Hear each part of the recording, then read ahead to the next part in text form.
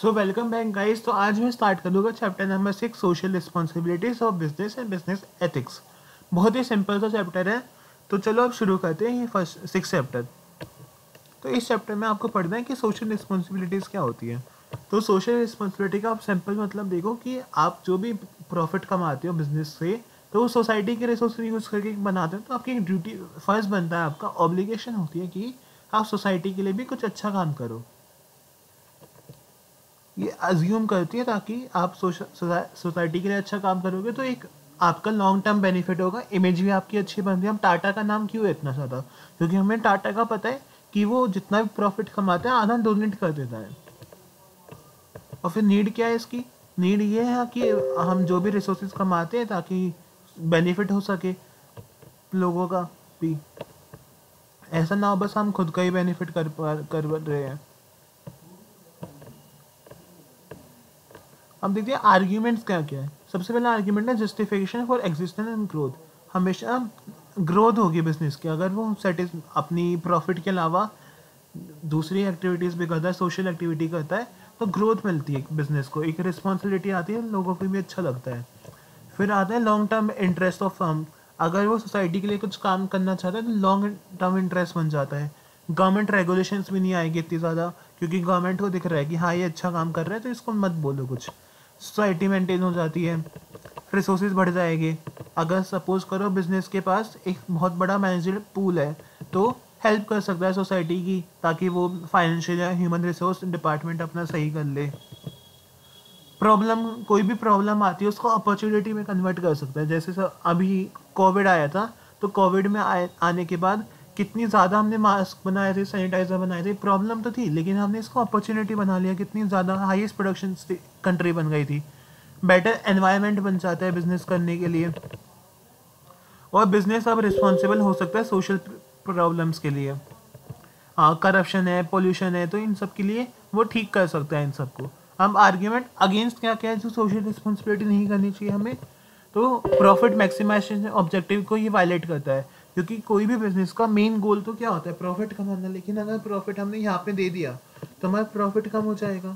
Second आता है consumer पर बर्डन पड़ता है, क्योंकि अगर हमने ज़्यादा सोसाइटी पे खर्चा करा तो क्या करेंगे? हम अपने आइटम की प्राइस महंगा कर देंगे, जिससे कंज्यूमर पर बर्डन लगता है।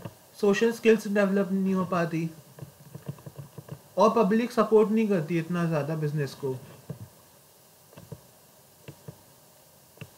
अब नेक्स्ट टॉपिक हमको पढ़ना है, इसमें काइंड्स कितने तरीके की सोशल रिस्पॉन्सिबिलिटी होती है। तो सबसे पहले इकोनॉमिक रिस्पॉन्सिबिलिटी।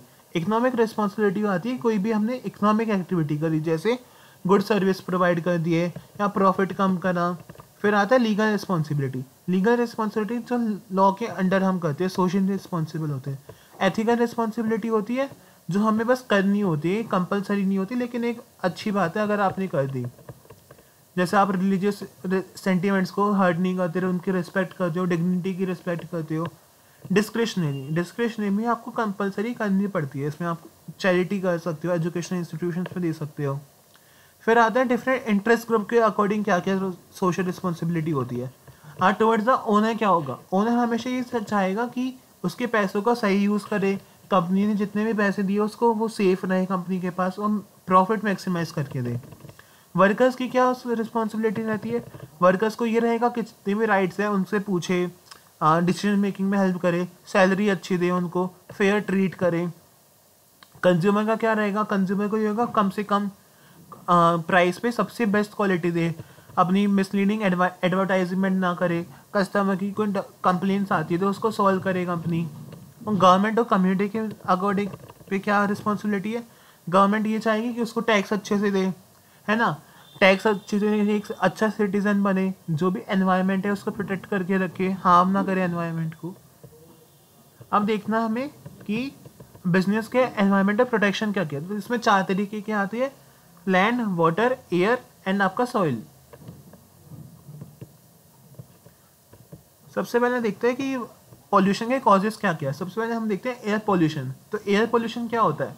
जब हम कार्बन मोनोऑक्साइड ज़्यादा पहुंच जाती है, कोई भी एयर का गंदा हो जाना, ये किस वजह से होता है? हम मैन्युफैक्चरिंग प्लांट्स होते हैं, अपनी व्हीकल से धुआं निकलता है, ये सारी चीज़ें आती हैं। मैं उम्मीद करता हूँ आपको ये सब आता है, आप एक बार इसको रीड कर लेना, मैं आपको ये नहीं पढ़ा रहा हूँ। अब इसकी नीड क्या है, पोल्यूशन हमें क्यों करना चाहिए। हेल्थ हजार्ड जैसे कैंसर है, लंग्स की बीमारी है, वो कम होती है अगर हम पोल्यूशन कंट्रोल में रखे रहेगा। और रिस्क ऑफ लाइबिलिटी भी कम होती है, कंपेंसेशन नहीं देना पड़ेगा लोगों को। कॉस्ट सेविंग होता है, अगर हम बीमार हो गए तो कितना ज़्यादा खर्चा आ जाएगा। तो और फैक्ट्रीज़ में भी अगर हमने क्लीनिंग कर रखी है प्लांट्स की तो कितना अच्छे से वो यूज़ कर पाएगी। पब्लिक इमेज भी आपकी इम्प्रूव होती है और सोशल बेनिफिट्स भी वो काफ़ी सारे मिलते हैं। आप बिजनेस एथिक्स देखते हैं। बिजनेस एथिक्स का मतलब होता है कंपलसरी नहीं है, लेकिन अगर कोई बिजनेस करता है तो अच्छी बात होती है। इसमें क्या क्या रहता है, जैसे सोसाइटी के अगेंस्ट, तो सोसाइटी में कुछ हो रहा है तो उसको उसके अगेंस्ट आवाज़ उठाना, कुछ आपका बात करना कि हाँ ये गलत हो रहा है, ऐसा मत करो। तो इसमें सोसाइटी का ये लिंकेज बनना कि गुड क्या है, सोशल गुड क्या है। नेक्स्ट टॉपिक आता है आपके एलिमेंट्स। सबसे पहला एलिमेंट आता है टॉप मैनेजमेंट कमिटमेंट। अगर टॉप मैनेजमेंट आपका अच्छा है तो वो एक कमिटमेंट दे देता है कि हाँ हम ये करेंगे, तो एक वो ट्रस्ट बन जाता है, लीडरशिप करेगा वो। पब्लिकेशन ऑफ आ कोड, हम कोई भी बिजनेस ने कोड बना दिया कि हाँ हम ऐसे इस प्रिंसिपल पर चलेंगे। जैसे ताज होटल्स में स्ट्रीट डॉग्स भी अलाउड है, तो उनका एक कोड ऑफ कंडक्ट है कि हाँ ऐसे हम काम करेंगे। कंप्लाइंस मैकेनिज्म, जैसे डिफरेंट वैल्यूज़ को अटेंशन देने के लिए या हायर करने के लिए लो स्किल वाले एम्प्लॉयज़, तो एक ट्रस्ट बिल्ड होता है उस पर। एम्प्लॉयज़ को इन्वॉल्व करना, कोई भी डिसीजन लेते हैं तो उसमें एम्प्लॉयज़ भी इन्वॉल्व होते हैं ताकि हाँ वो भी हेल्प करें। रिजल्ट्स को मेजर करना। तो बस इसी के साथ आपका चैप्टर नंबर 6 खत्म होता है। उम्मीद करता हूँ मैं आपको ये पूरा चैप्टर समझ आ गया होगा। कोई भी डाउट लगे मुझसे कमेंट में सेक्शन में पूछ लेना, मैं आपको रिप्लाई कर दूंगा। अगर आपको वीडियो अच्छी लगती है तो प्लीज़ लाइक कर देना।